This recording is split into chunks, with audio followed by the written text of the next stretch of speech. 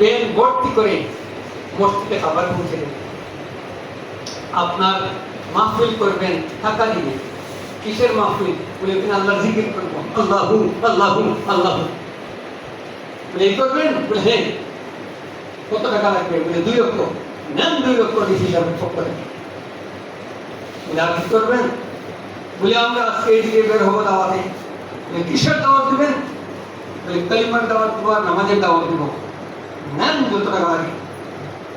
আপনি যদি বলেন আজকে দাওয়াত হবে, পত্র অঞ্চলে যারা আছে হিন্দু, মুসলিম, বৌদ্ধ, খ্রিস্টান সবাইকে জানিয়ে দিব আমরা আল্লাহ পাক দুনিয়াতে পাঠিয়েছেন আল্লাহর হুকুম মানার জন্য। দুনিয়ার মানুষ আল্লাহর হুকুম থেকে বঞ্চিত হচ্ছে। রাষ্ট্রীয় ক্ষমতায় আল্লাহর আইন নাই, কোরআনের বিধান নাই। সুতরাং কোরআনের বিধান রাষ্ট্রীয় পর্যায়ে কায়েম করার জন্য আমরা এই এলাকার সবাইকে জানিয়ে দিব। আজকে দেখবেন আপনাকে ঘেরাও দিয়েছে। কি বলেন ঠিক কিনা? আমি কি মিথ্যা বলছি? এই আন্দোলনে, এই সংগ্রামে অতীতে আম্বিয়া কেরাম জীবন দিয়েছেন। আম্বিয়া কেরাম জীবন দিয়েছেন। বনি ইসরাইলের ঘটনা যদি আপনারা শুনেন, গায়ের রুম আছে না, রুম দাঁড়িয়ে যাবে।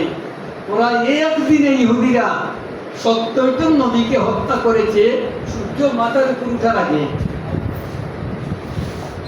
দূর থেকে শুরু করেছিল হত্যা, যে নবীকে যেখানে পাইছে দৌড়ে হত্যা করছে। সূর্য মাথার উপর আসার আগে 70 জন খাচ্ছে। আমাদের নবীকে মক্কায় থাকতে দেয় নাই কাফিররা। ওরা মক্কায় আমাদের নবীকে অবৈধ ঘোষণা করেছে, হত্যা করার জন্য চেষ্টা করেছে, সাহাবায়ে কেরামকে হত্যা করেছে, মক্কা থেকে তাড়িয়ে দিয়েছে। মদিনায় হিজরত করেছেন সাহাবায়ে কেরাম, বাড়ি ছেড়েছেন, ঘর ছেড়েছেন, ব্যবসা বাণিজ্য, বাগান বাগিচা, আত্মীয় স্বজন, পরিবার পরিজন সব ছেড়ে দিয়ে নবীজির সাথে মদিনায় গিয়েছেন। ফিরে আসেন আর ফিরে আসেন। মদিনায় যাওয়ার পর 1 বছর পরেই শুরু হয়ে গেছে যুদ্ধ। এই মাসে যুদ্ধ, ওই মাসে যুদ্ধ, মাসের পর মাস, যুদ্ধের পর যুদ্ধ। যারা মক্কা থেকে হিজরত করে মদিনায় গিয়েছেন ওদের বেশিরভাগ কবর মক্কায়ও নাই, মদিনায়ও নাই। তাহলে কবর কোথায়? বেশিরভাগ কবর মক্কায়ও নাই, মদিনায়ও কোথায় কবর? জিহাদের ময়দানে শহীদ হয়েছে, সেখানে শহীদ হয়েছেন, ওইখানে কবর। ইসলাম কবুল করেছে, আল্লাহর দ্বীন কায়েমের জন্য ওরা শপথ নিয়েছে। আপনারা কি আজকে শপথ দিতে পারবেন? যতদিন পর্যন্ত নিঃশ্বাস থাকবে আল্লাহর দ্বীনের আন্দোলন থেকে আমরা একটু পরিমাণ পিছপা হব না, ইনশাআল্লাহ বলেন। ইনশাআল্লাহ। পুরো তাগুতি শক্তি যারা আল্লাহর দ্বীনকে বাধাগ্রস্ত করে, দ্বীনের প্রতি কাজ করতে বাধা দেয়, যারা ইসলামী আন্দোলন, আল্লাহর প্রতি দাওয়াত, দ্বীন কায়েমের আন্দোলন বাধাগ্রস্ত করে, ওদেরকে বলে তাগুত। ওদেরকে কি বলে? তাগুত। আনিবুদুল্লাহ, তোমরা আল্লাহর ইবাদত করো, ওয়াজতানিবুত তাগুত, তাগুত থেকে বেঁচে থাকো। তাগুতের সাথে আমাদের কোনো সম্পর্ক থাকতে পারে না। কোনো মুমিন তাগুতের সাথে সম্পর্ক রাখতে পারে না। বাংলাদেশ জামাত ইসলামী একটা উত্তাল সাগর, মহাসাগর। এই মহাসাগরের মাঝখানে ছিল একটা জাহাজ, ওই জাহাজের যাত্রী ছিলাম আমরা। কারা ছিলাম যাত্রী? কারা ছিলাম?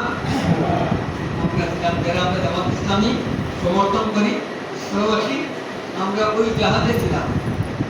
ওই জাহাজটা উত্তাল তরঙ্গ, তুফান আর তুফান, জলোচ্ছ্বাস আর জলোচ্ছ্বাসের মধ্যে একবার ডুবে একবার ভাসে, একবার ডুবে আর একবার ভাসে। আমরা আশা করি নাই আমাদের জাহাজ সাগরের মাঝখান থেকে কিনারায় আসছে কিনা আমরা জানি না। এই উত্তাল তরঙ্গ থেকে এই জাহাজ কিনারায় ভিড়েছে, বলেন আলহামদুলিল্লাহ। কিনারায় ভিড়তে এই জাহাজ যখন ডুবে যায়, আবার যখন ভাসে, আপনারা পানি শেষ করেছেন, জাহাজে পানি ঢুকে গেছে, একজন বাটি নিয়ে, একজন কলসি নিয়ে, একজন হেওয়াত নিয়ে, নাবিক যিনি আছেন তিনি স্টারিং করে আছেন, জাহাজের সারং তিনি উপরে আছেন, উনি ধরছেন শক্ত করে হাল, আর আমরা সবাই পানি হিসতে হিসতে জাহাজটাকে কোন রকম ভাসাইয়া রাখছিলাম। আর আল্লাহ পাক রব্বুল আলামিন এমন এক জোয়ার ধাক্কা মেরেছেন, এক ধাক্কায় জাহাজটা কিনারায় এসে গিয়েছে, বলেন আলহামদুলিল্লাহ। আমরা মুক্ত বাতাসে আছি কিনা, খোলাভাবে কথা বলতে পারছি কিনা? আমরা যে অবস্থায় ছিলাম একবার চোখ বন্ধ করে দেখুন।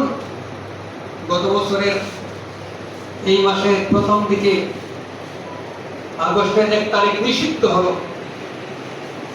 এরপরে আমরা মনে করলাম আর আমরা কারাগারের বাহিরে থাকতে পারবো না, যে জঙ্গলেই লুকাই না কেন ওরা আমাদেরকে গ্রেফতার করবে, আমাদের বাসা বাড়ি প্রুফ করবে, মালামাল প্রুফ করবে, নিয়ে যাবে, বইপত্র সব নিয়ে যাবে, আমাদের ছেলে মেয়েদের আর লেখাপড়া হবে না। 1 তারিখ, আগস্টের 1 তারিখ 24 নিষিদ্ধ করেছিল। আমরা সারা রাত রাস্তায়